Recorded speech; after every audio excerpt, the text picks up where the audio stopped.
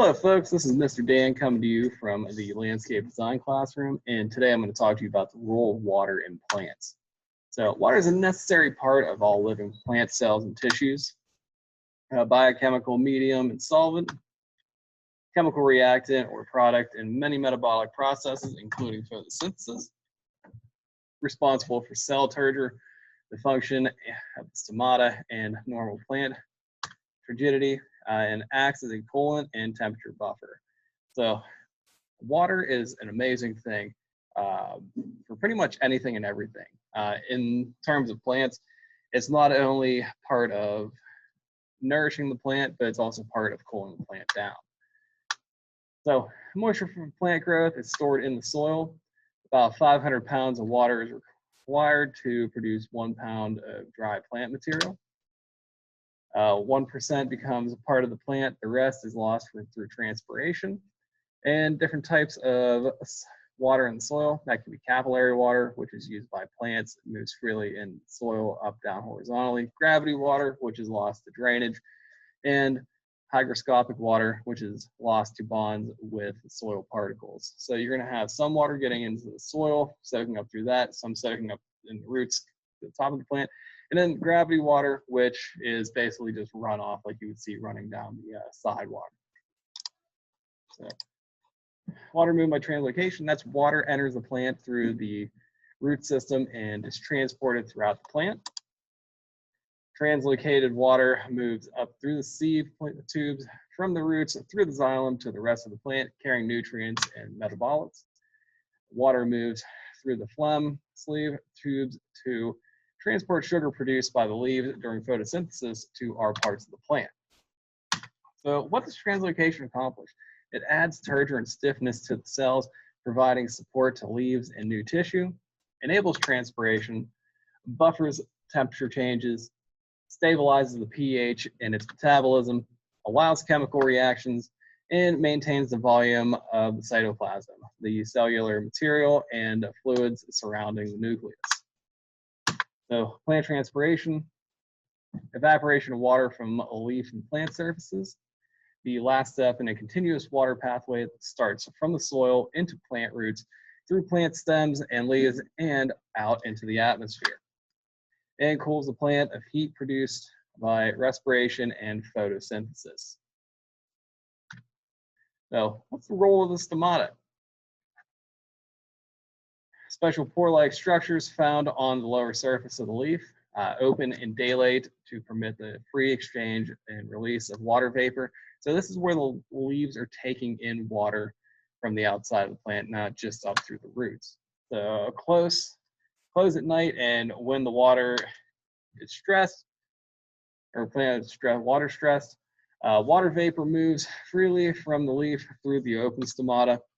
Water loss is directly proportional to the surface area exposed to air, and desert plants frequently have very small leaves or even thorns in place of leaves. So if you take a look at this picture of a cactus on the right, that's actually where it's taking in some of that water through the stomata.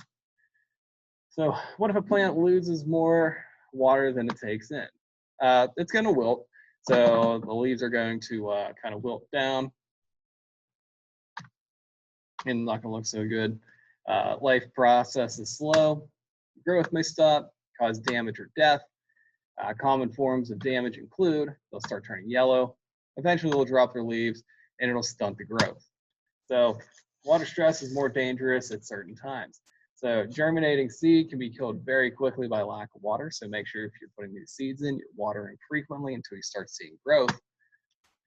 During budding, flowering, or with small fruit. So whenever you have these flowers coming off from that plant's sexual reproduction or asexual reproduction, you want to make sure that they're watered properly to help with the stress on that plant of pushing something out of it.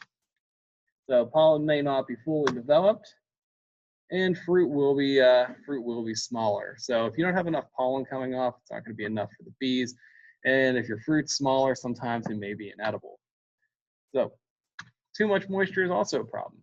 Seeds and plants in waterlogged soil may not receive the amount of oxygen they need, so they may die.